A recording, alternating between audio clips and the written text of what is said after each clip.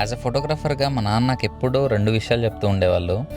ఒకటి, మన ఈవెంట్‌కి అట్లీస్ట్ ఒక హాఫ్ అన్ అవర్ ముందు ఉండాలి అని చెప్పి, అండ్ మల్టిపుల్ ఈవెంట్స్ ఉన్నప్పుడు ఈవెంట్ టు ఈవెంట్ మధ్య గ్యాప్లో పవర్ నాప్స్ తీసుకో అని చెప్పి.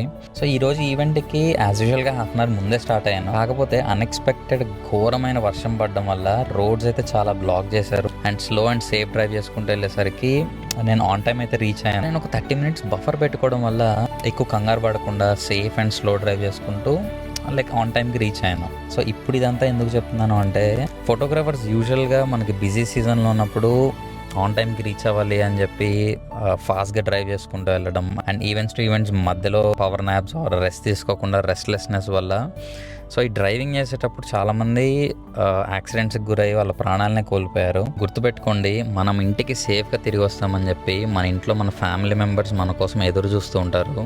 అండ్ మనం సేఫ్గా ఉంటేనే కదా వాళ్ళు సేఫ్గా ఉండేది. ఈ మెసేజ్ చిన్నదే అవ్వచ్చు, బట్ ఈ మెసేజ్ వల్ల అట్లీస్ట్ ఒక్కరికన్నా మేలు జరుగుతుందంటే I will be the happiest person. So ఈ 2 విషయాలని ఫాలో అవ్వమని చెప్పి, అది మీ ఫోటోగ్రాఫర్ ఫ్రెండ్ అవ్వచ్చు, లవర్, హస్బెండ్, వైఫ్, ఎవరైనా share this message with them. And Valentine's డేకి ఫ్లవర్స్ ఒక్కటే కాదు, ఇలాంటి మంచి మంచి మెసేజ్ కూడా షేర్ చేయొచ్చు. Happy Valentine's day my dear photographers and everyone out there. Happy shooting and love you all. See you.